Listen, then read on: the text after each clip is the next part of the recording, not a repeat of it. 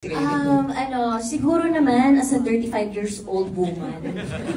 Tapos na tayo sa 16 years old role na tini-tini. Pero favorite ko talaga mag-tini-tini, magpakatawa. Pero parang pag tinatrack ko yung journey ko dito sa industriyang to, parang nahati ko naman na siya sa teens, 20s. Sabi ko, ano mapakita ko sa aking 30s? I think it's my skin. Pero malaki talaga yung tiwala ko talaga sa Dreamscape. As in, sila talaga yung naghubog sa akin. Galing ka. Wala na ako kayo! Hindi. Oo na! Yeah. Wala, bakit? Hindi naman siya ginawa as it's artistic way.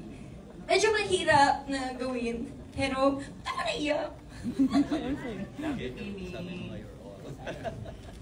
Gusto ko lang magpakita ng bago at sa mga nagsasabing hindi ako marunong sa ganitong klaseng role. Ito na yun.